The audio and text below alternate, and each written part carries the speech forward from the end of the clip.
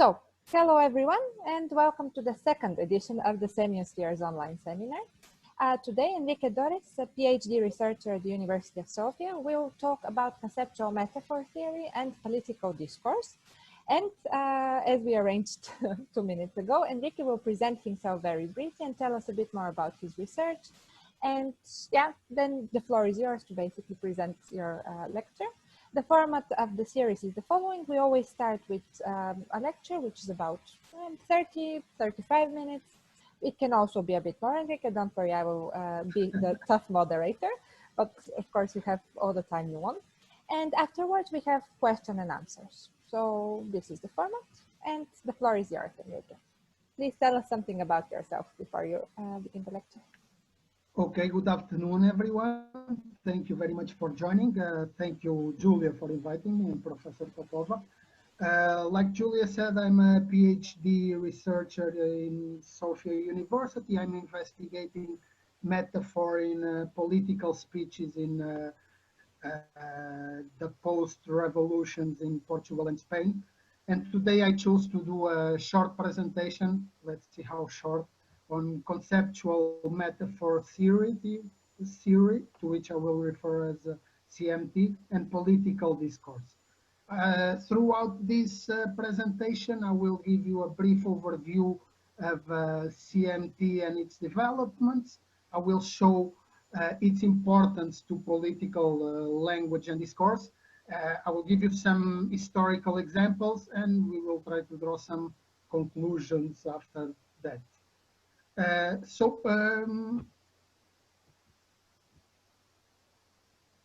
First of all, I would like to give you a little historical background.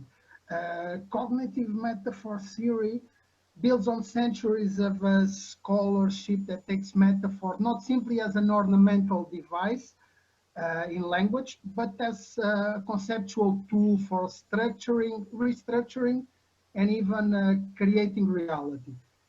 Nevertheless, it's fair to say that it all started with Lakoff and Johnson's book, Metaphors We Live By. There were more recent overviews in Wayne, in Steen, or in Kuwait, if my Hungarian pronunciation is correct. But it was this metaphors we live by that first presented the theory. In the book, Lakoff and Johnson, they suggest that metaphors are pervasive not only in artistic language use, like literature, but also in most neutral, most non-deliberately used forms of language. This was done. The early stages of this work was done by other CMT researchers, which started to collect linguistic metaphors from different sources, TV and radio broadcasts, newspapers, conversations, their own linguistic repertoires.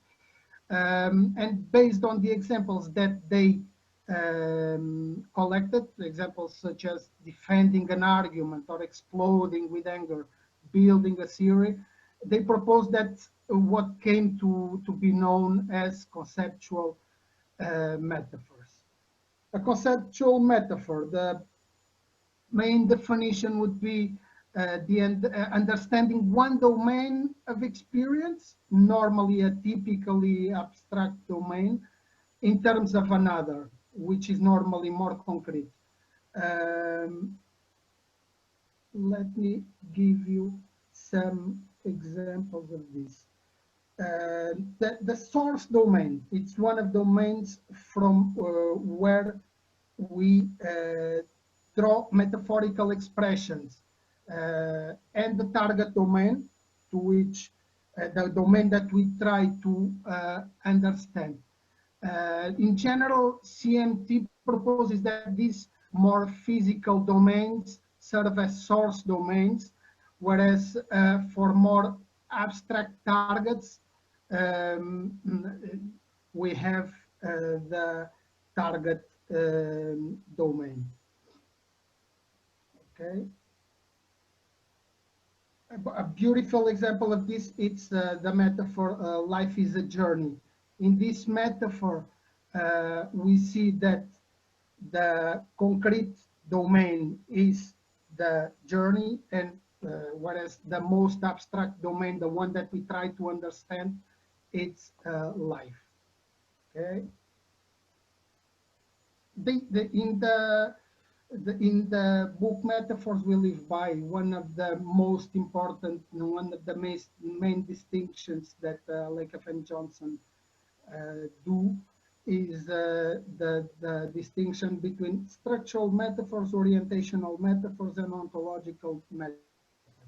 This distinction is useful mainly to explain how metaphors operate, but it was abandoned because all metaphors are structural in the way that they map structures onto other structures. They all are ontologicals because they all create target domain entities, and many, at least many, are orientational because they map orientational image schemas, which we will talk about a bit later on. Structural metaphors are metaphors that structure one concept in terms of another. A good example of this is the metaphor, the conceptual metaphor, argument is war. We understand the concept of argument in terms of the concept of war. This makes it, if we were to understand the concept of argument in terms of another concept such as a dance competition, probably we would behave in different ways. Orientational metaphors, they organize a whole system of concepts with respect to another one. They have a basis not only in our physical, but also in our cultural experience. Although the polar oppositions up and down that you can see in the slide, or in and out, are physical in nature, the orientational metaphors based on them can vary from culture to culture. For instance, in some cultures, you refer to the future as being in front of us. In other cultures, you refer to future as being in our back. Another good orientational metaphor, it's happy is up. You can use expressions such as I'm feeling up, my spirits rose, or conversely, he's really low in these days. There is a physical basics here. A drooping posture typically goes along with sadness and depression, whereas an erect, more straight posture is associated with a positive emotional state.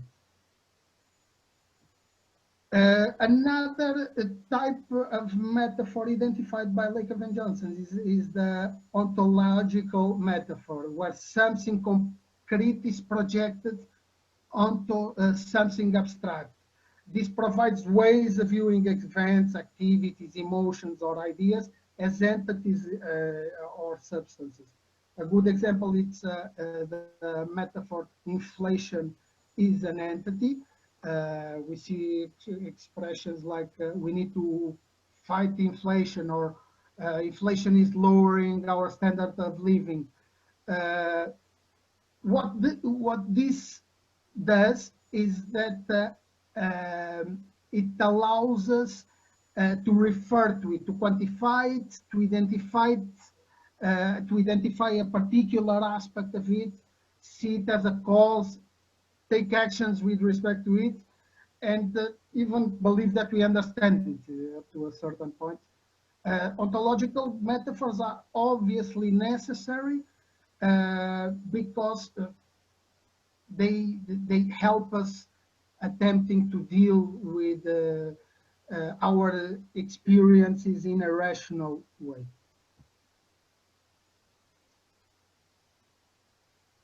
metaphors are grounded in many different things.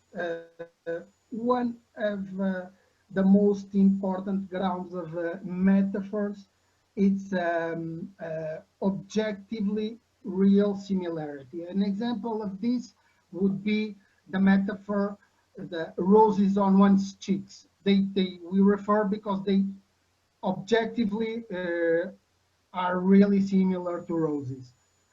Perceived similarity would be a case where certain actions in life and their consequences are seen in the same way, like in the metaphor, life is a gambling game. We see life, certain actions in life and their consequences as we see the consequences of gambling with a win or lose outcome. Okay. We also have this other type of similarity, which is similarity in generic level structure. I believe that it's best if I give you an example of this generic similarity in generic level structure. The metaphor intensity is heat. This is a metaphor based in a generic level version of many other conceptual metaphors, like anger is fire, enthusiasm is fire, and so on. What happens here is that there is a correlation between intensity and heat. When we engage in activities of high intensity, it's even not only physical, but also emotional. Our bodies physically develop heat. In this sense, intensity is correlated with heat, which provides the motivation for the use as heat, as a source domain in this case, for intensity, which is the target domain. Okay. We also use experience, as we've seen, as a way to ground metaphors. Image schemas, another concept on which metaphors are based are image schemas. These are abstract pre-conceptual structures that emerge from our recurrent experiences of the world. Pardon me. An image schema can also be, it's an embodied pre-linguistic structure of experience that motivates conceptual metaphor mappings. You have examples of the image schemas. It's the container schema or the source path goal schema. The container schema, it's very easy to picture graphically. You can imagine a circle with an X inside. That would be the graphic depiction of the image schema container. Metaphors also rely on experiential gestalts. These are multi-dimensional structured wholes. These multi-dimensional structures, they intend to organize experiences in a structured whole. Their dimensions are defined in terms of directly emerging concepts. That is, the various dimensions of these experiential gestalts, such as the participants or the parts or the stages, are categories that emerge naturally from our experience. Enrique, could you give us an example of the experiential gestalt? Because it seems very complicated to me. Yes, it is. A good example of as experiential gestalt is the idea of conversation. For instance, the idea of conversation includes structural elements such as participants, parts combining to form a whole, stages, there's a linear sequence, a causation, and a purpose. There's, for instance, if you overlap this gestalt with a gestalt of struggle, you can easily jump from a conversation to an argument. I don't know if this helped, but indeed these structures are a bit more tricky to understand. Okay. Interactional properties. If I get to go back, interactional properties are also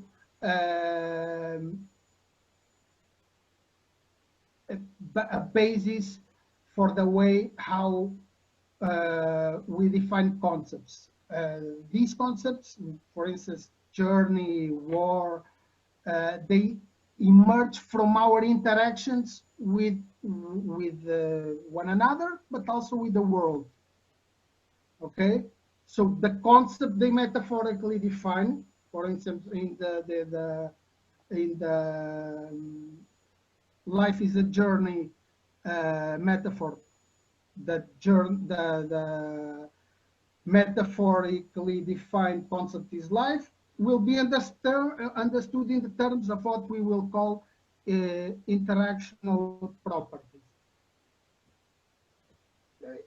Like we have seen so far, metaphor resides not only in language, but also in thought. And since our conceptual system governs how we act in the world, we often act metaphorically. This, of course, has consequences, entailments that come with it. One of the entailments of conceptual metaphor theory is the refusal of the Enlightenment view of reason. That is, the CMT denies that reason is conscious or literal or logical, universal, unemotional, disembodied, and that only serves self-interest. This is the CMT believes that the Enlightenment it's a view that it's not adequate to describe or to explain human behavior.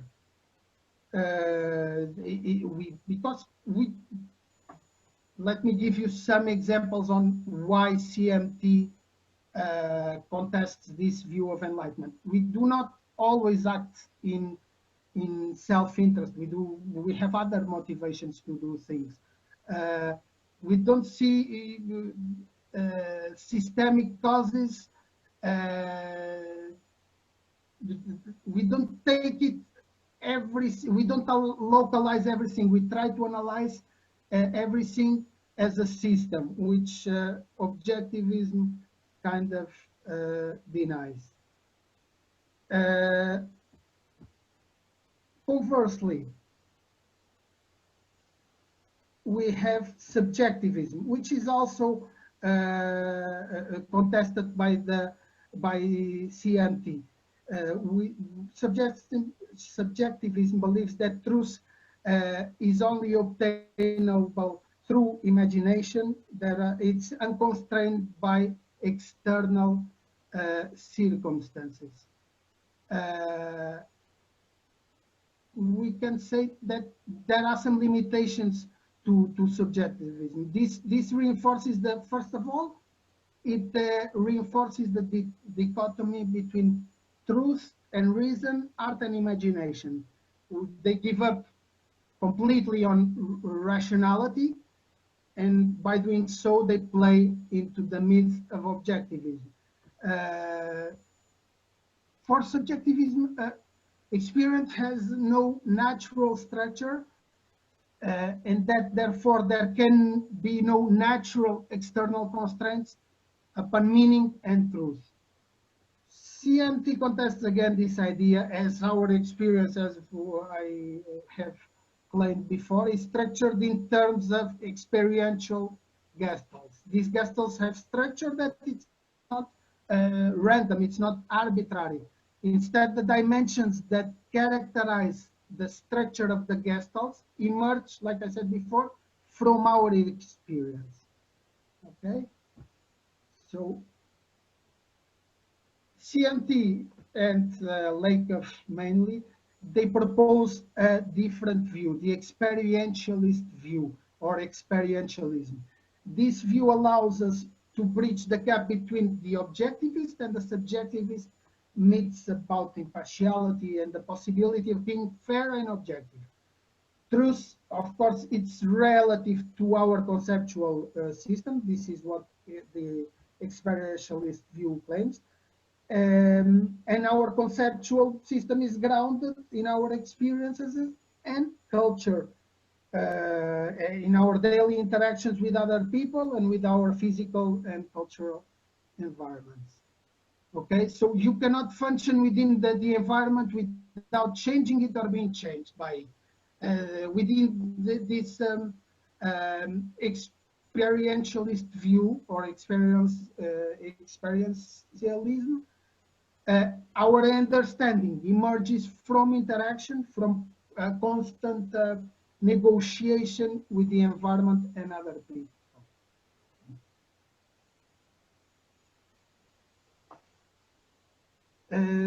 CMT was developed to a point where research started to be more directed to the study of metaphors in the brain.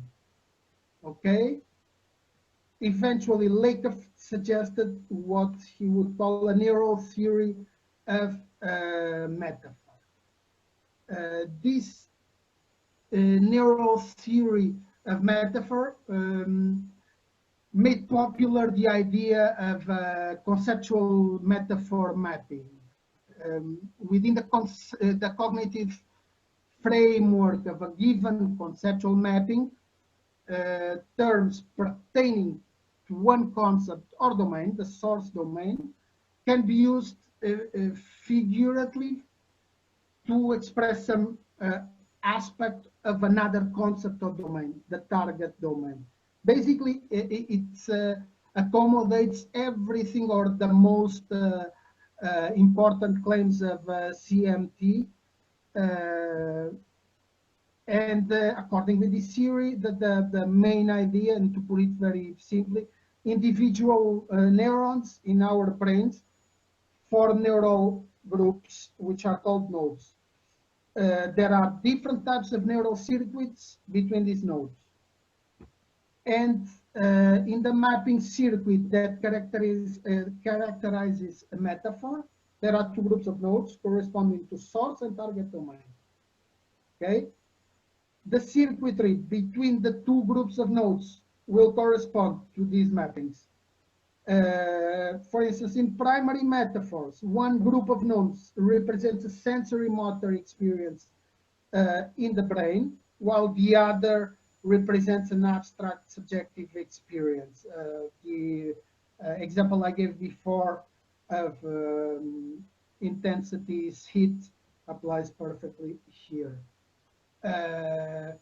Within this theory, thought and language are defined as neural systems, which are systems based on neural processing and not on the formal manipulation of symbols, as, for instance, Chomsky claims. The neural theory of metaphor claims that we have embodied systems that reflect structure of the human body and of the physical and social surroundings. Okay, why does the embodiment of mind matter for politics? Well, it matters for politics because moral worldviews are within our cognitive unconscious. To this regard, it's important to say that in his constant research, Lakoff identifies two opposing worldviews in the American brains. That would be the conservative worldview and the progressive worldview. It's important to notice that although every American brain already has these worldviews very embedded on their systems, on their cognitive systems. They are mutually inhibitory. That means that once you activate one, the other one is repressed. You cannot activate both at the same time. You can activate a worldview for some topics and another one for other topics. What also happens is that these synapses, the more they are activated, the stronger they are. So when these two worldviews come up in competition, the worldview that it's better established, which was activated more often, will prevail. To this regard, as we think in a metaphorical way, Lack of thought and proposes that we see nations as families. We see large social groups as we use the smaller social groups to understand these larger groups in this case. And therefore, we have this metaphor, nations are families. What he proposes as well is that as in families, there are different models of education. So there are in these worldviews. Conservatives follow the strict father model, where the world is a very dangerous place, and this will never change. No matter what we do, it will always be a very dangerous world. There's evil everywhere. It's very competitive. There will always, and this is part of, it's a big part of their belief system, there will always be winners or losers. There's, they give in to objectivism. There's absolute right and there's absolute wrong. They believe that children are born bad in the sense that they just want to do whatever feels good for them, not what it's morally right. Therefore, they have to be educated, they have to be made good. So they need a strict father who can protect the family in this very dangerous world, support the family in this same very dangerous and difficult world, and teach what's right and what's wrong to the child. The child has a very simple job, just obey, follow the guidance of the strict father, because he's a moral authority and he knows best. He knows right from wrong. And basically these are the conservative values, or at least the metaphorical thought process behind them. We have another model of family, which is the nurture and parent. This nurture and parent model, it's almost the opposite of the strict father model. In this case, the parents' job is to nurture and to raise their children, so that the children in the future can do the same to others. What does this mean in nurturing? So the two foundational values are empathy and responsibility. Okay, so basically everything follows from there. You empathize with your child, you provide protection, and this then it's reflected in many ways. In many ways, if you want the child to be successful and fulfilled, more than successful, please take the successful away. Fulfilled in life, the child should be free enough to do so. So they highly value freedom. Without freedom, no opportunity for prosperity. So we can also see opportunity and prosperity as progressive values. If you care about your child, you want your child to be treated in a fair and reasonable way by not only by you but by others. So fairness, you can put it there as a progressive value as well. Um, Community building. You live in a community, and that community obviously affects the way how your child grows up and how your child sees the world. So community building, service to the community, cooperation in a community are also values. In order to have cooperation, you need to have trust, and to have trust, you must also have honesty and an open two-way communication, let's put it this way.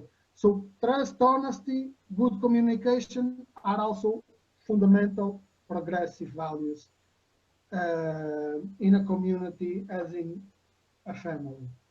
These basically are the progressive values. And how can this be used in political discourse? So we've seen that political language and discourse, what they do, we have not seen it, not yet, but we are about to. Political language and discourse, they activate these worldviews. This can also be used to frame the debate in a certain way. So Lakoff gives a very good example, which is actually the title of one of his books. It's Don't Think of an Elephant. He gives this task to his students when they first arrive to the class and they are about to study frames. He gives the task of not thinking, whatever you do not think of an elephant. Obviously, as you know by now, you cannot, once this frame is evoked, it's unavoidable. We are physically bounded to think about it. He activates the frame, and therefore there's nothing to do. Even if you are negating the frame in the way he is, he's saying, do not think about an elephant, and people are thinking about it. And an historical example that I really like is the example of the last speech of Nixon after the Watergate scandal I believe it was in '72, but I'm not completely sure about this, pardon me. There was a big scandal.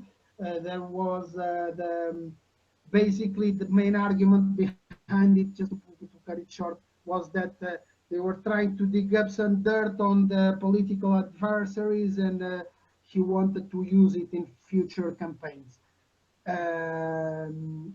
In his last speech, he was being accused of being a crook by every sector of society, Democrats, Republicans, everyone was regarding him as a crook, and his last sentence is, I am not a crook, which actually evokes the frame. He's denying it, but at the same time, he's evoking it in strengthening, giving it more strength.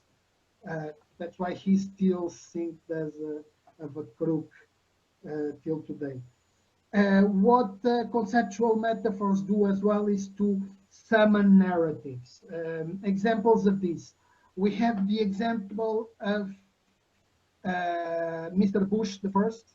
On the day he arrived to the White House, we immediately started hearing about tax relief, this expression. So if we think about the framing of relief, for there to be relief, there has to be an affliction, an afflicted party. And obviously, there should be a reliever who removes the affliction and therefore is an hero. And whoever tries to stop the hero is the bad guys, the Republicans, in this case, the Bush administration, which was very famous by using language to create certain myths. They were neoconservatives. They followed very closely, even though some of them denied the teachings of Leo Strauss, and they aimed to manipulate and social engineer societies, not only abroad but as well in their home country. So in this case, they were perfectly, very well, they succeeded because Democrats were trying to combat the trend by evoking that they were referring to the topic as they were against tax relief. They were still they were still referring to it as tax relief, and therefore they were giving force to this new metaphor that is created, that taxation is an affliction, which then evokes the rescue narrative and the affliction narrative, and where there's a binding between the two narratives, the rescue and the affliction narrative, thus creating the rescue from affliction narrative. Okay, so another important point that I would like to make is that synapses in the brain change most readily and dramatically under conditions of trauma. Probably one of the most traumatic events in the United States, in the history of the United States, it's the 9/11, the Twin Towers, which was used to create this metaphor that everyone knows, and it's very well established in the brains of Americans, which is the metaphor of war on terror. This war on terror means war without end. It was used by the Bush administration mainly as a ploy to get unlimited powers to do whatever they want, basically. Why was this happening? Because terror activates a fear response, and fear activates a conservative worldview. This means that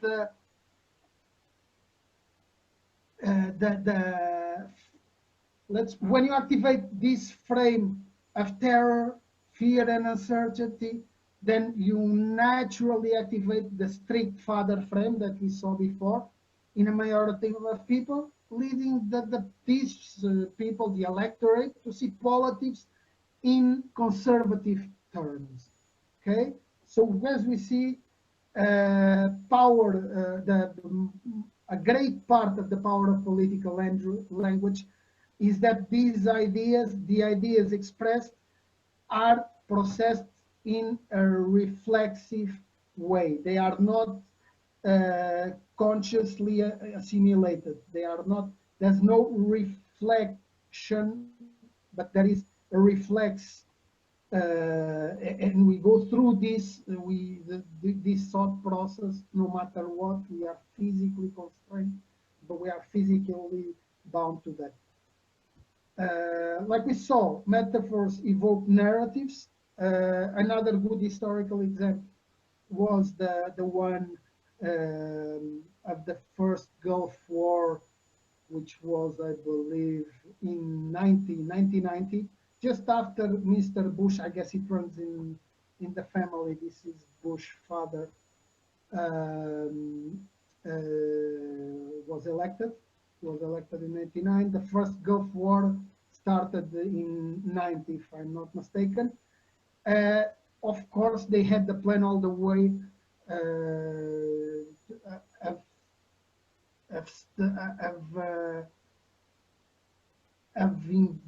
of trying to secure their oil reserves and make it easy for the economy.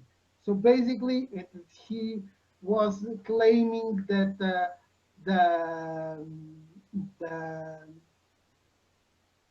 the Iraqis were threatening the supply of oil. He tried this before trying anything else, Mr. Bush the first tried to evoke this narrative. However, protesters came up with a very good metaphor that was very successful, and it's used still today in anti-war protests when it's in the Middle East, which is the metaphor "no blood for oil." This completely neutralized the economic self-defense narrative that Mr. Bush was putting forward. This was proved by polls that showed that the acceptance of the American people was very low of an invasion of the Iraq. So what Mr. Bush did to fight this metaphor was creating another metaphor, was the rape of Kuwait metaphor. Please keep in mind that it's not just saying to create a metaphor, you need to flood all the communication channels with it. There were books and documentaries made under the title The Rape of Kuwait. What shored up the story was the narrative started with the claims of a daughter of a Kuwait diplomat that was testifying to seeing brutal rapes. This rape testimony shored up the narrative. Then Saddam became the villain, bad, very bad, pure evil, beyond reason. Kuwait was the victim, very innocent, weak to defend itself. And of course, the United States were the hero, the rescuer. And the coalition with Blair, with Aznar, with Durão Barroso as well, were the helpers. The thing is that, like in metaphorical thought process, once you accept a particular narrative, you ignore or hide some details that are important, and they are actually realities that contradict this narrative. Kuwait was not that innocent. They were a dictatorship, major violator of human rights. Iraq was claiming that Kuwait was drilling sideways and taking away their oil. Apart from that, there was other important details. All the weaponry of Saddam Hussein's army was coming from the United States. So basically, narratives have a powerful effect in our minds, and what they do is they hide parts of reality, and politicians are very aware of this more and more, and they use it like Mr. Bush II did again in the Iraq war. First, the weapons of mass destruction, everything under the metaphor, the great metaphor that still resists, and it's very strong in the American brains, the metaphor of war on terror. Under this, he also tried to evoke the self-defense narrative, claiming that there were weapons of mass destruction in Iraq, and therefore the world was in danger, they were the pure evil, and they had to be stopped. Once we found out that there were no weapons of mass destruction, we did what he did was basically activate or evoke the rescue narrative, and now the United States were rescuing the Iraqi people from the atrocities of the villain dictator Saddam, etc. So as you can see, we think in terms of frames and metaphors, and morality and politics are embodied ideas, not abstract ones, and these ideas function mostly in the cognitive unconscious. What politicians do, basically, as we have seen, is take advantage of this.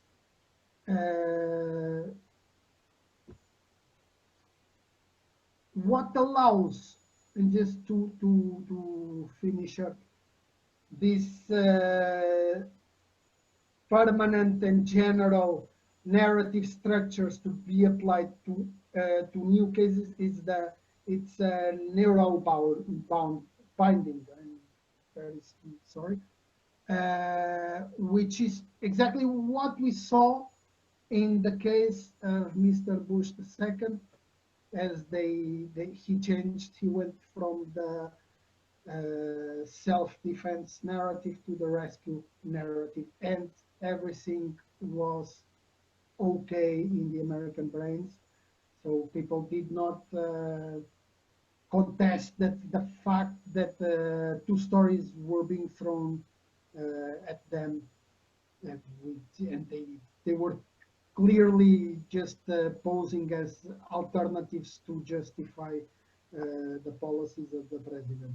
So when facts do not fit the frames are kept and the facts are ignored. So I believe that this one of the good things of putting out this knowledge is precisely to make us aware of all this and the way how it's being used.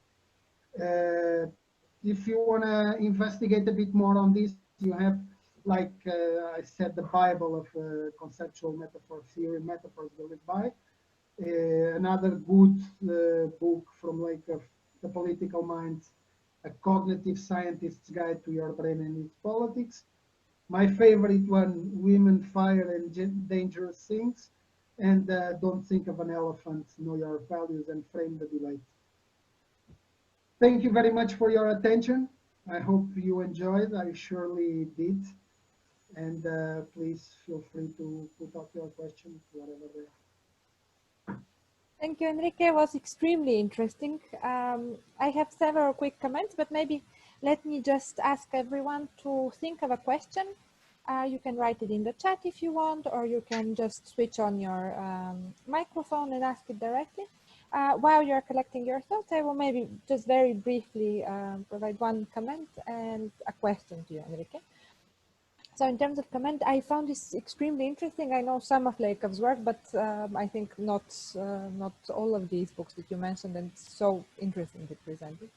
I'm a political scientist, and one of, I think, the most interesting metaphors that I have encountered was the one about the Swabian, the German housewife. So if all of you remember when the financial crisis hit in 2008, a lot of German politicians use this metaphor of the very proverbial Swabian, this is a region in Germany, housewife, who is very strict with money. And when the crisis hits, she starts spending less.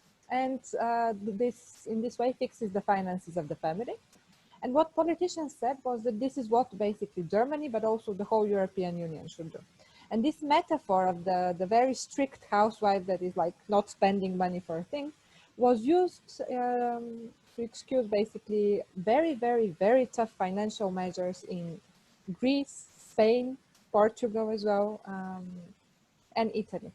And this was highly problematic because it was very efficient in rallying support, especially within Germany and these countries that are more frugal, for these types of policies. But a lot of economists very quickly showed that you can't use a metaphor from family life in economics, because states do not function like families. And if states stop spending money, people stop receiving money for like their work, and then they have less to spend.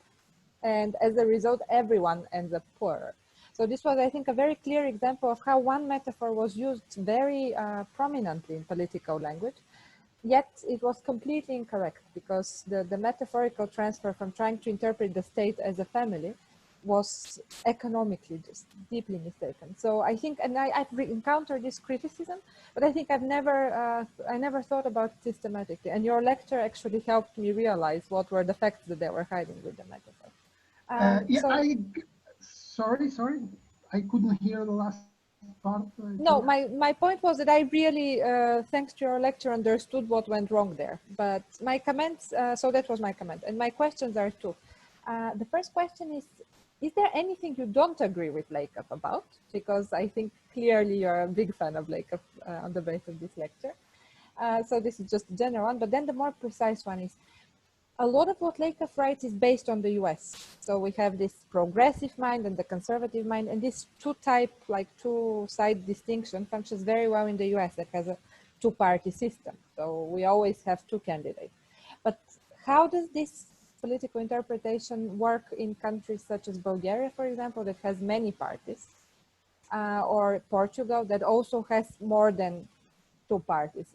Do we always see this very neat and simple distinction between progressives and conservatives, or does the picture get more complicated? So these are my two questions. It doesn't get more complicated, in my opinion, because our brains are biconceptual. So they work in a way where you have these opposing worldviews and you choose one or the other, and you might, what makes you more moderate or less moderate, it's the use that you make of these worldviews and how often you do. I think that in the Bulgarian case, I would leave it to you. I'm not a big expert in Bulgarian politics, but I would like to go to the German metaphor you spoke about, because this metaphor was supposed to be coherent, in accordance or coherent with the metaphor of austerity, which conversely was very successful in Portugal, in Spain, in Greece, as people were adopting the conservative worldview because they believed it was the most adequate view to the problem posed by austerity, or by the activation of the frame austerity, led the people to choose the conservative worldview, in that moment to act accordingly and to let the politicians do things according with these conservative moral values, which are reflected in the politics. In politics, behind every every policy, there is a moral justification. I don't know if I addressed everything you asked. Absolutely, thank you. Okay, so maybe if someone else has a question, now is your moment to speak or write it in the chat. I would like to ask two questions and maybe make some comments. As a linguist, because I'm good at linguistics, not at politics, and I find very interesting the first part of Henrique's presentation, because he has managed to focus on the fact that metaphors are cognitive mechanisms. And thanks to metaphors, we can perceive and conceive the world. Thanks to metaphors, we have our concepts, we have all grammar categories in all languages because they are based on metaphors. And that's really very important. And as Henrique mentioned, the book Women, Fire and Dangerous Things, I would like to give an example from this book. This is the concept Balan, B-A-L-A-N, which is used to designate women, fire, and dangerous things. That is why the book is called in this way. So this concept is based on metaphors which are biologically and culturally predetermined. So in this language, the gerbil language, people think that women, fire, and dangerous things, they draw analogies between them, and they, in this way, designate them in the same way by means of this concept. Another example that I would like to give from our languages, from English, Spanish, and Russian, for example, that is the so-called ontological metaphor, because Henrique has mentioned some of the types of metaphors, ontological metaphors that are connected with our psychic, emotional, and physiological states. As these states are not tangible, not palpable, we usually draw parallels between them and objects. We represent them in terms of objects, and this is called an ontological metaphor. But, and here I come to the point, my first question. But what is going on is that Spaniards, and I suppose that Portuguese too, Henrique is going to answer my questions, they possess these objects. They use the metaphor of possession. That is why, and I suppose that French people too, Olga is going to help us. For example, in Spanish, I am hot is expressed like tengo calor. I have heat or warmth. And that sounds terrible, but but Spaniards, they usually possess all their psychic and physiological states. Tengo calor, tengo frío. The same, I think, refers to Portuguese and to French and to Italian, of course. Whereas the English, they attribute the object to the subject. For example, when we say in Spanish, tengo sueño, tengo calor, tengo frío, in English we say, I am hot, I am sleepy, I am cold, etc. The Russians, they localize the object. They say, мне холодно, мне жарко. They do this by this dative language. So in this case, Henrique, this is my first question. The specific character of these ontological metaphors is connected with the origin, with the language from which these languages descend, because you know that the Slavic languages, they descend from Proto-Slavic, the Romance languages, they descend from Vulgar Latin, and the Germanic languages descend from Gothic language. Maybe the specific character of these metaphors is connected with their origin, or maybe with the idiosyncrasy of the people. Maybe Southern people are more possessive, or this is too naive to say. Do you have any explanation? And what can you tell us about some metaphors from Portuguese, because we don't know? Do Portuguese possess psychic states? Do they attribute them, or do they localize them? That's really interesting. No. The example you presented in Spanish, it's valid for Portuguese as well. And I would say that it's more related with the branch but this is something that would be worthwhile study. But yeah, I would go more with the option of being related with the branch of language than with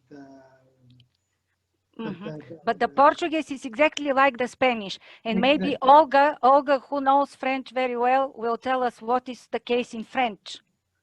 Olga, are you here with us? Can I also be a strict moderator and ask Milena to switch on her camera? Okay. Yeah. And now I have forgotten. Let me see if Olga is here, because she knows French and she can tell us. I see her. Hello. She can comment on this. But we don't hear you though. It's possessive, if I'm not... The microphone. Yeah. So Olga, we see you, but we don't hear you for some reason. Just to address one last part of your question. I have another question too, but just a little bit. Go ahead. Okay, I will be a strict moderator, or let's say I will say I'm not a strict moderator, but let's answer the first question. Let's see whether Olga can fix her microphone. Oh, that's crucial. Okay, in French, the same sentence is j'ai chaud. Is it connected with the word avoir, tener? Yes. The word avoir. Yes, avoir means tener. Avoir. Yes, pronounce French very well. Have. Okay. In English, I have cold or something like this. Yes. In English, I am cold. Okay, you translate literally. I understand. Okay. Exactly. Yes, but there's a second meaning of this sentence, and it's quite in a different context. It's about relationship. If a woman say je shot, or je suis shot, this means something completely different, and it's not Different connotations, I suppose. yes, different connotations. So Okay. yes, I see. actually I had a question about when you were talking about the war in Iraq. um, could you how to say, is it do you think that there's some similarities in the communications when the war in Syria started? Are there some similarities the way how event was presented in the media? Were there some metaphors which reminded you the same language which was used when the war in Iraq was? Definitely, the war on terror metaphor was always present, and it was used by the biggest advocates of intervention. Yes, Always tend to use this metaphor because, like I explained, uh, actually, I just passed out the knowledge. It was like of explaining. This metaphor was introduced during a period of big trauma. They first actually they tried to use a different metaphor, but then they because especially the more conservative movements and Republican movements, they have invested a lot in research, and they used some linguists to prepare the introduction of this metaphor. In the case of the metaphor of war on terror, it was definitely a language expert that advised the administration to introduce it. And it's yes, still present and it's still very used, not only for foreign policy, but also internally. It's used to justify, uh, for instance, the ban on Muslims for that Trump did.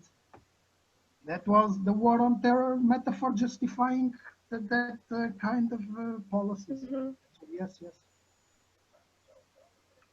Actually, I was very amazed how they managed um, to to to change the sense of their agenda, which started as a war against terrorism and ended up as a war against the governments. Actually, that was for me very, how to say, tiny, very intelligent way of communicating the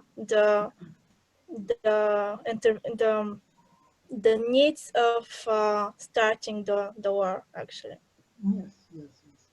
Yes, it's definitely the way.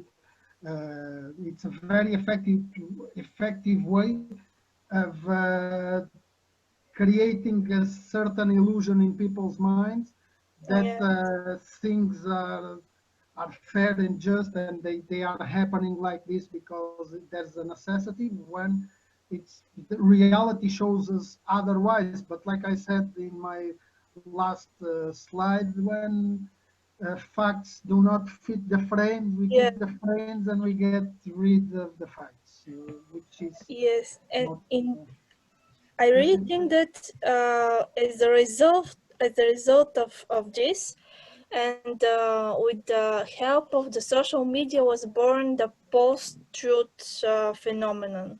And I can't be sure, but I really think that it all started with the war in Syria, because after some time, there was a lot of videos who are showing the opposite of what media or what the agenda justifying the war was showing us. So I think that somehow Yes, definitely. the post-truth was born there somewhere. For sure, conceptual metaphor theory helped creating post this idea post-truth. Conceptual metaphors are very used in fake news, for instance. Yes, yes, yes. Just to mention, I just sent to everyone in the chat, there is this very interesting film that I really recommend by Adam McKay, who was also the person who did The Big Short, the film on the financial crisis. This film is called Vice, and it traces basically how the Bush administration decided to invade Iraq. So again, we are going to the pre-Syria period. But it was very interesting because there he shows also very much how there was a lot of marketing and polling involved in asking people what they would consider okay as a war and what they wouldn't. And so after basically doing public relations surveys, they came up with these frames. So it is really, as you mentioned, Enrique, very, very complicated as a process, not someone just coming up with the idea.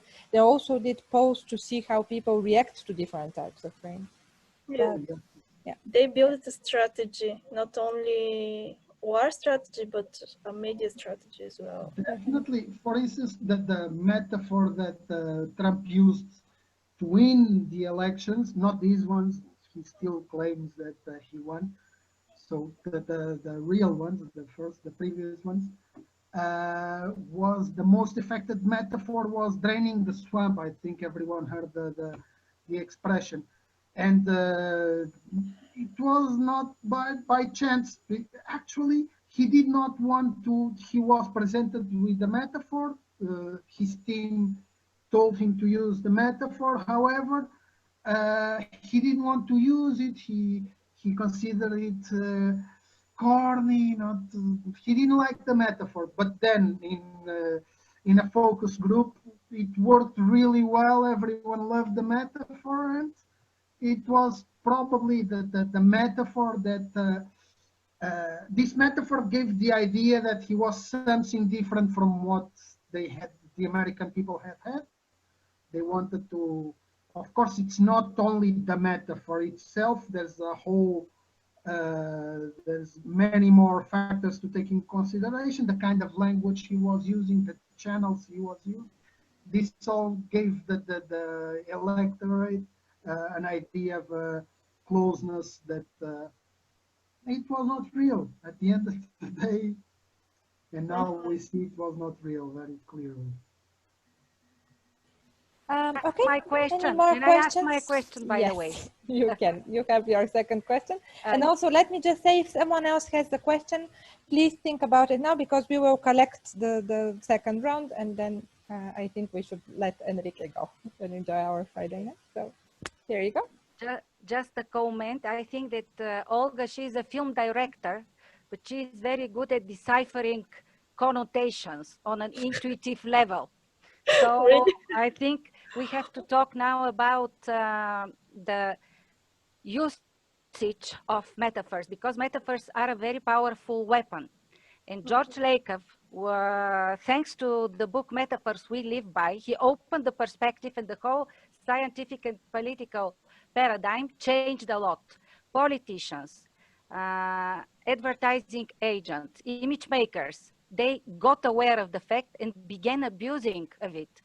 And right-wing activists, they became very active, proactive, and aggressive. And so Lakoff, after laying bare the power of metaphors, had to write a lot of books to teach left-wing activists how to use metaphors and to defend themselves. So it's really very interesting, because a very positive phenomenon and a very positive comment was abused of, and he had to defend himself, and he had to, so like everything else in science, we can use, every phenomenon has a bad side and a good side, a good aspect, positive aspect. So it's up to people how to use it. You see that politicians, they manage to abuse it and to create new modern myths on the basis of these metaphors, and to be very good at their persuasive language.